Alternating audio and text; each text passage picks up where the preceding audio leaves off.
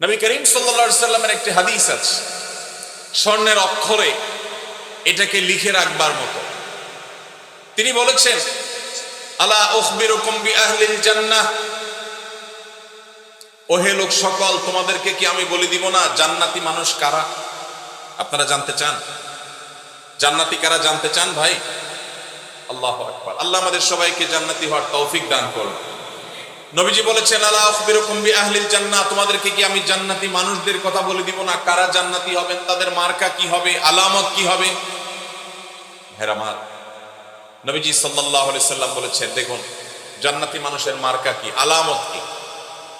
জান্নাতি মানুষের মার্কা বা আলামত তার লেবাস বা পোশাকে যতটা প্রকাশিত হয় তার চেয়ে বেশি তার আচরণে প্রকাশিত হয়। নবীজি বলেছেন, কুল্লু দাঈফিন মুতাদাঈফ, প্রত্যেক ওই ব্যক্তি যে বিনয়ী হয়ে থাকে, নিরীহ টাইপের মানুষ, কেউ ধাক্কা দিলেও পারতপক্ষে পাল্টা ধাক্কা দিতে চায় না, এড়ায় চলে আসে।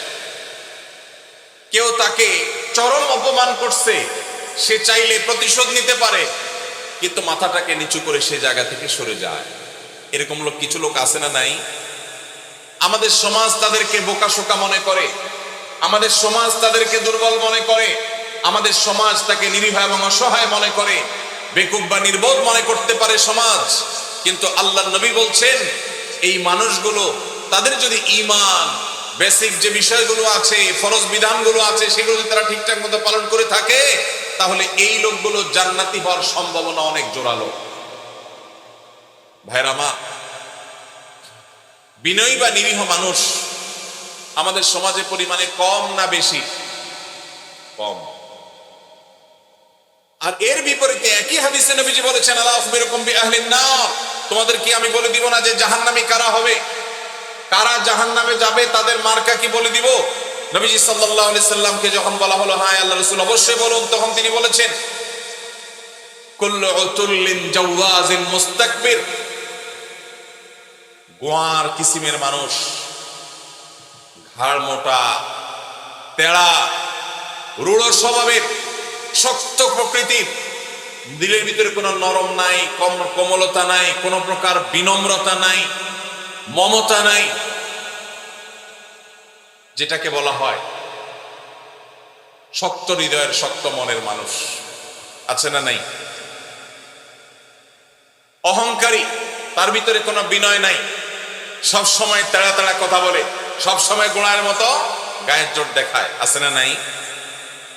আমাদের দেশে কখনো রাজনৈতিক পাওয়ারে, কখনো টাকার জোরে, কখনো ক্ষমতার জোরে, কখনো বাপ চাচার দাপটে, মামু খালুর দাপটে মানুষ অহংকারী হয়, হয় কি হয় না?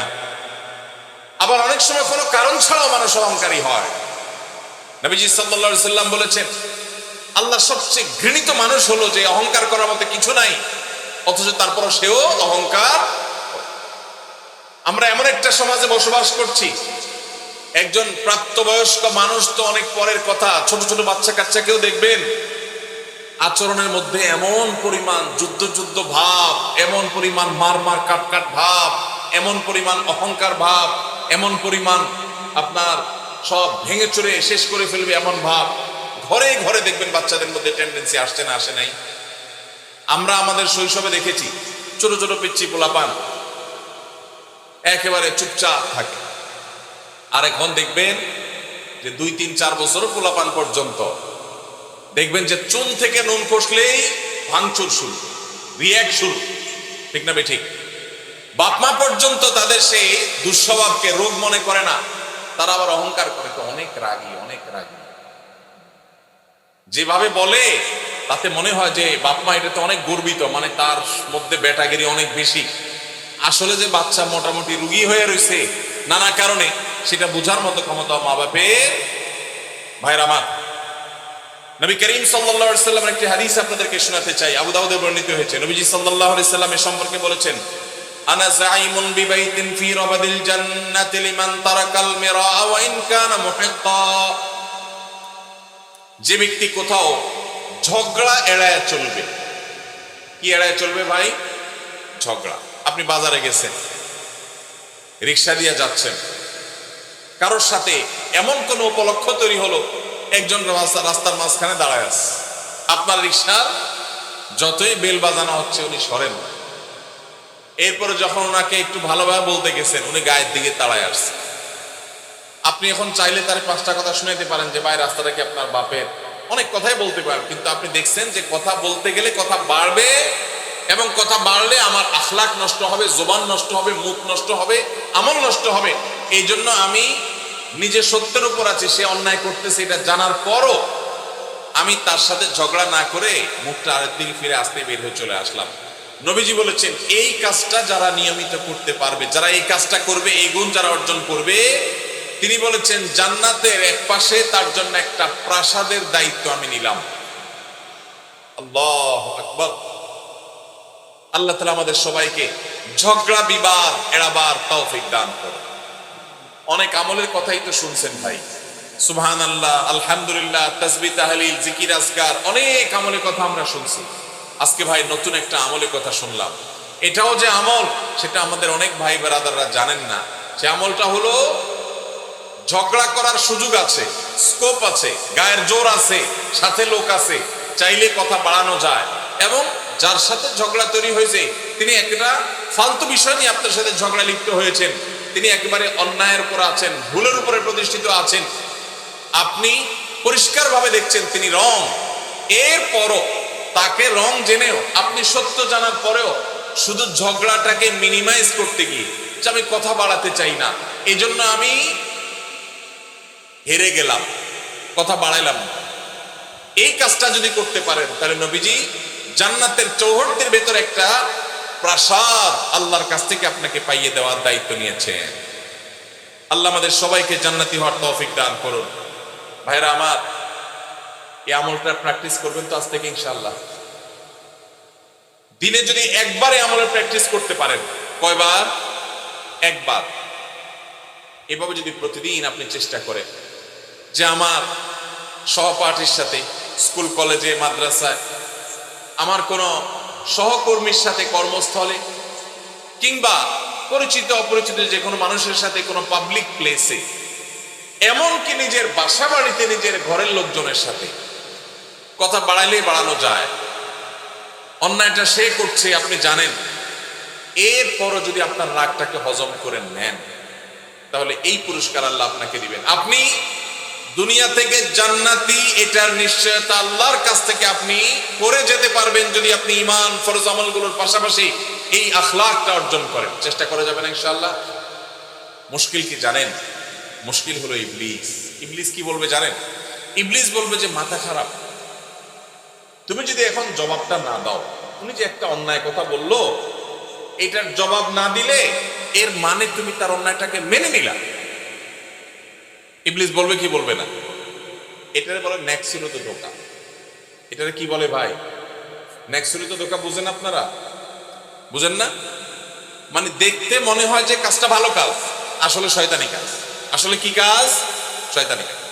শয়তান আপনাকে সবসময় উত্তেজিত করবে। শয়তান বলবে না, তোমাকে এখানে কিছু বলতে হবে, না বললে তো তুমি হেরে যাবা, তুমি দুর্বল থেকে যাবা। সে মনে করবে তুমি দুর্বল। শয়তানকে বলতে হবে আমি দুর্বল থাকলাম, আমি হাইরাই গেলাম, আমি মেনেই নিলাম। কেন? কারণ ওই যে নবীজি জান্নাতের গ্যারান্টি দিয়েছেন। জাইম শব্দটি আরবিতে অত্যন্ত গুরুত্বপূর্ণ অর্থবহ একটা শব্দ। জাইম শব্দের মানে হলো জিম্মাদার, দায়িত্বশীল। নবীজি বলেছেন সে জান্নাত পাবে তা নয়, তিনি বলেছেন আমি দায়িত্ব নিলাম, দায়িত্ব গ্রহণ করলাম, আমি জাইম হলাম ওই ব্যক্তির যেই ব্যক্তি ঝগড়া পরিহার করলো, সে হকের উপর আছে, সত্যের উপর আছে, তারপর সে ঝগড়া করলো। আল্লাহ আমাদের সবাইকে এই গুণটা অর্জন করার তৌফিক দান করুন।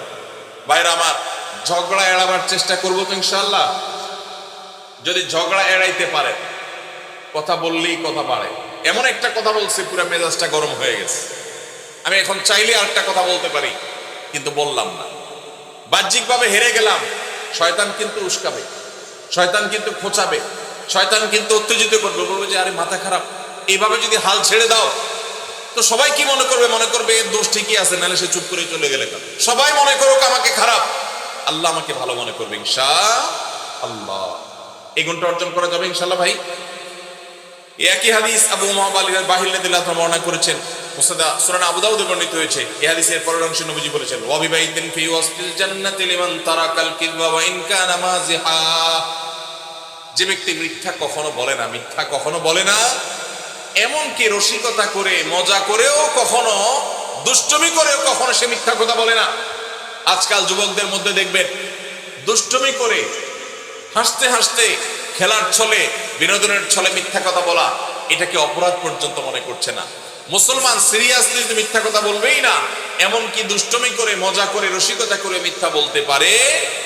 নবীজি বলেছেন, কেউ যদি দুষ্টমি করেও মিথ্যা কথা বলা থেকে পরিহার করে, দুষ্টমি করতে যাচ্ছে, মিথ্যা বলতে যাবে, আল্লাহর ভয় এসেছে, সে পরিহার করেছে, তার জন্য আল্লাহ নবী সাল্লাল্লাহু আলাইহি ওয়াসাল্লাম বলেছেন, জান্নাতের সেন্টার পয়েন্টে আমি তার প্রাসাদের দায়িত্ব নিলাম। এরপরে হাদিসের শেষ অংশে নবীজি বলেছেন, ওয়া বিবাইতিন ফি আলাল জান্নাতি লিমান হাসানা খুলুকাহ। যে ব্যক্তি তার আচরণ সুন্দর করবে, কি সুন্দর করবে? আখলাক সুন্দর করবে, তার আচরণটা মধুর মতো হবে, তার কথা থেকে মধু ঝরবে, সবাই তার থেকে মিষ্টতা অনুভব করবে, তার কথার মধ্যে কর্কশ ভাব থাকবে না, বেয়াদবের মতো আচরণ করবে না, অহংকারের মতো আচরণ করবে না, ঝগড়াটে স্বভাবের হবে না, বিনয়ী হবে, বিনম্র হবে, মাটির দিকে চেয়ে চলবে। সে যখন হাঁটে তখন মনে হয় যে মাটি তো টের পাচ্ছে না। কারোর সাথে ঝগড়া হলে আস্তে করে মাথাটা নিচু করে সে সেখান থেকে চলে যায়। সবাই তাকে বোকাশোকা মনে করে, কিন্তু এই যে নিরীহ কিসিমের মানুষ, জান্নাতীর মার্কা যাদের মধ্যে সবচেয়ে বেশি, সে মানুষ সম্পর্কে নবীজি বলেছেন, যে ব্যক্তি তার সার্বিকভাবে আচরণটা সুন্দর করবে, কারোর হক মারবে না, সবার হক আদায় করে দিবে, সবার যার যার প্রাপ্য পরিশোধ করে দিবে, সবার সাথে আচরণটা সুন্দর করবে, কারোর সাথে রূঢ় আচরণ করবে না, খারাপ ব্যবহার করবে না, গালমন্দ করবে না, এবং মানুষের সামনে উচ্চবাচ্য করবে না, বেয়াদবি করবে না, ঝগড়া ফাসাদ করবে না, আখলাককে যে সুন্দর করবে, আচরণ যার ভালো হবে, যার অমায়িক আচরণে এলাকাবাসী সবাই বলবে, হ্যাঁ লোকটার আচরণ অমায়িক। নবীজি বলেছেন, এরকম যদি কেউ আখলাককে সুন্দর করতে পারে, জান্নাতের সর্বোচ্চ শিখরে, সর্বোচ্চ মাকামে আল্লাহ তাআলা তাকে প্রাসাদ, আল্লাহর পক্ষ থেকে নবীজি প্রাসাদ পাইয়ে দিবেন ইনশাআল্লাহ। ভাইরা আমার, আমরা আমাদের আখলাক সুন্দর করবো তো ইনশাআল্লাহ। তাহলে এখানে জান্নাতের তিনটা স্তরের কথা আমরা জানলাম। নাম্বার 1, জান্নাতের এরিয়ার মধ্যে আল্লাহ নবী জান্নাতের একটা প্রাসাদের দায়িত্ব নিয়েছেন। নাম্বার 2, জান্নাতের একেবারে সেন্টার পয়েন্টে জান্নাতের দায়িত্ব নিয়েছেন, প্রাসাদের দায়িত্ব নিয়েছেন। আর জান্নাতের সর্বোচ্চ যে মাকাম বা স্তর আছে, সেই স্তরে আল্লাহ তাআলার পক্ষ থেকে আল্লাহ নবী সাল্লাল্লাহু আলাইহি সাল্লাম একটা প্রাসাদ নিয়ে দেওয়ার দায়িত্ব নিয়েছেন। এই যে তিনটা জান্নাতের স্তরের কথা নবীজি বলেছেন, এর কোনোটা দেখবেন আমাদের যে আমলগুলোকে আমরা সাধারণত জিকির আজকার, নফল রোজা, নফল নামাজ বা এই জাতীয় আমলগুলোকে আমরা একমাত্র নেকামল মনে করি, এরকম কোনোটার সাথে সম্পৃক্ত নয়। নবীজি যেগুলো বলেছেন তার সবগুলো সম্পর্ক হলো আমাদের আচরণের সাথে। কিসের সাথে ভাই? আচরণের সাথে। আজকের এই মাহফিল থেকে আচরণ সুন্দর করে দেবো তো ইনশাআল্লাহ, আচরণ সুন্দর করবো তো ইনশাআল্লাহ। ঝগড়া করব না, ঝগড়া করব না। এই যে রমজান আসছে সামনে, একটা হাদিস আপনারা সবাই শুনেছেন, নবীজি সাল্লাল্লাহু আলাইহি সাল্লাম বলেছেন, যে ব্যক্তি রোজাদার অবস্থায় তার সাথে কেউ ঝগড়া করতে আসলো, রোজাদার অবস্থায় কেউ কি করতে আসলো ভাই? ঝগড়া করতে আসলো। যখন কেউ কথা বাড়াচ্ছে, ঝগড়া করবে, এরকম পরিস্থিতিতে সে যদি বলে, ইন্নী সাইম, ইন্নী ইমরাউন সাইম, আমি রোজাদার মানুষ, আমি তোমার ঝগড়ার উত্তর দিতে পারতাম কিন্তু দিলাম না, কারণ আমি রোজাদার, রোজাদারের ঝগড়া করা নিষেধ। দেখুন নবীজি সাল্লাল্লাহু আলাইহি সাল্লাম রমজান মাসে রোজা রেখে ঝগড়া না করার যেন ট্রেনিং আমরা নেই, অভ্যাস যেন করি, এই জন্য পুরো রমজান মাসে ঝগড়া নিষিদ্ধ করে দিয়েছেন। অতএব ঝগড়া ছাড়ার এই অনুশীলন, এই ট্রেনিং, এই প্রশিক্ষণ, এই অভ্যাস আমরা গড়ে তুলবো ইনশাআল্লাহ। আল্লাহ আমাদের সবাইকে সেই তৌফিক দান করুন। ভাইরা আমার, নবী করিম সাল্লাল্লাহু আলাইহি সাল্লামের এই একটা আমল, এটা যদি আমরা নিজেদের মধ্যে আনতে পারি, আমরা জান্নাতি হয়ে যাওয়ার পথ অনেক সহজ হয়ে যাবে। আল্লাহ আমাকে, আপনাকে, আমাদের সবাইকে আমলের তৌফিক দান করুন। ভাইরা আমার, এখন আপনারা বলবেন, ভাই কোনো অন্যায় কাজের বিরুদ্ধে কি আমরা কথা বলবো না? সেখানে যদি বিতর্ক হয়, সেখানে যদি দুইটা কথা বাড়াবাড়ি হয়, তাও কি আমরা করবো না? আল্লাহ তাআলা সে সম্পর্কে বলেছেন, উদউ ইলা সাবিলি রাব্বিকা বিল হিকমাতি ওয়াল মাউইযাতিল হাসানাহ ওয়াজাদিলহুম বিল্লাতী হিয়া আহসান। আল্লাহর পথে আহ্বান করতে গিয়ে, মানুষকে ভালো পথে দাওয়াত দিতে গিয়ে যদি কখনো বিতর্ক, বর্ষা, কথা বাড়াবাড়ির দরকার হয়, তাহলে সেটা সর্বোত্তম উপায় হবে ফাইদাল্লাযী বাইনাকা ওয়া বাইনাহু আদাওয়া কান্নাহু ওয়ালিয়্যুন হামীম। আপনার এই বিবাদ, আপনার এই মতপার্থক্য, বিবাদ তো নয়, মতপার্থক্য, এটা এত সুন্দর হবে যে যার সাথে আপনি বিতর্ক করছেন সেখানেও মধুমাখা থাকবে, আন্তরিকতা থাকবে, মায়া মমতা থাকবে। আজকাল দেখবেন এক হুজুর আরেক হুজুরকে জাহান্নামে পাঠিয়ে দিচ্ছে। ভাইরা আমার, ফতোয়া দিয়ে মানুষকে জাহান্নামে পাঠিয়ে দেওয়া এটা আমাদের দায়িত্ব না। আমরা যদি কারোর ভুলও ধরতে হয় সেখানেও সত্যিকারের হিতাকাঙ্ক্ষিতা সুলভ মানসিকতা থাকতে হবে। আল্লাহ আমাদের সেই তৌফিক দান করুন। আমরা কারোর পেছনে শত্রু ভাবাপন্ন হয়ে তার পেছনে লাগবো না, তার ছিদ্রান্বেষণ করবো না, তার দোষ তালাশ করে বেড়াবো না, তার গোষ্ঠী উদ্ধার করতে নামবো না। যদি করি তাহলে আমরা ভালো মুসলমান হতে পারবো। আজ আমাদের সমাজে নামাজি কালামি মানুষ কম বেশি পাবেন। মসজিদে দেখবেন কিছু মানুষ কম হোক বেশি হোক যায়, কিন্তু বাজারে ঘাটে, রাস্তায়, দোকানে, অফিস আদালতে, বিভিন্ন জায়গায় দেখবেন এই মানুষগুলোই আবার বিভিন্ন সময় তাদের আচরণটা খারাপ করে ফেলতেছে। আছে না নাই? আমাদের বেশিরভাগ মানুষ আজ এই রোগী, বেশিরভাগ মানুষ আমরা এই রোগী। আজকের এই মাহফিল থেকে যদি একজন ভাই নিয়ত করেন, একজন যদি মনে মনে প্রতিজ্ঞা করেন, আল্লাহ যেহেতু কোরআনে তুমি বলেছ তোমার রহমানের বান্দা যারা বিনয়ের সাথে রাস্তায় চলাফেরা করে, কেউ মূর্খতা সুলভ আচরণ করলো, জাহেলের মতো একটা ঝগড়ার পথ তৈরি করে দিল, তারপরও সালাম দিয়ে এড়ায় চলে যায়, দেখেও না দেখার ভান করে, বুঝেও না বুঝার ভান করে। আল্লাহ আমি সেরকম বিনয় মানুষ হতে চাই, শান্তিপ্রিয় মানুষ হতে চাই। এই প্রতিজ্ঞা করে যদি এখান থেকে যান, আর প্রতিদিন যদি আপনি রাতে শোয়ার আগে নিজের পরীক্ষা নিজে নেন যে আমি আজকে সারাদিনের মধ্যে একটা লোকের সাথেও ঝগড়া চাইলে করতে পারতাম কিন্তু আমি করলাম না আল্লাহর জন্য, এই এক্সারসাইজটা একবারও করছি কিনা, যদি এটা করতে পারেন তাহলে আমি মনে করবো আজকের মাহফিল সফল এবং সার্থক। আল্লাহ আমাদের সবাইকে সেই তৌফিক দান করুন। ভাইরা আমার, আল্লাহ রাব্বুল আলামিন কোরআনে কারীমে আমাদেরকে শিখিয়েছেন যদি আমাদের কারোর সাথে কখনো কথা বাড়াবাড়ি পর্যন্ত যায়ও তাহলে সেটা কখনো মন্দ উপায়ে যাবে না, খারাপ ভাবে যাবে না। আল্লাহ বলেছেন ওয়ালা তুজাদিলু আহলাল কিতাবি ইল্লা বিল্লাতি হিয়া আহসান। আহলে কিতাবদের সাথে, ইহুদি খ্রিস্টানদের সাথেও যদি তোমাদের কখনো ধর্মীয় বিষয়ে বিতর্ক তৈরি হয় তো খবরদার তোমরা বিতর্ক করবে বিল্লাতি হিয়া আহসান, সবচেয়ে সুন্দর উপায়ে। আমাদের নবী করিম সাল্লাল্লাহু আলাইহি সাল্লামের সাথে মক্কার মুশরিকদের সাথে, মদিনার ইহুদিদের সাথে আদর্শিক দ্বন্দ্ব ছিল না, কিন্তু আমাদের নবীজি কখনো মুখ খারাপ করেছেন? কি বলেন? মুখ খারাপ করেছেন, ঝগড়াঝাটি করেছেন, গন্ডগোল ফাসাদ করেছেন। আমরা ইসলামের নামে একদল আরেক দলের সাথে মারামারি লিপ্ত হইতে দেখি না। এটা কি সঠিক ইসলাম না ভুল ইসলাম? আমরা ফেসবুকে এক মতের মানুষ আরেক মতের মানুষের গোষ্ঠী উদ্ধার করতে দেখি না। এটা কি সঠিক ইসলাম না ভুল ইসলাম? আল্লাহ আমাদেরকে সঠিক ইসলাম চর্চা করার তৌফিক নসিব করুন।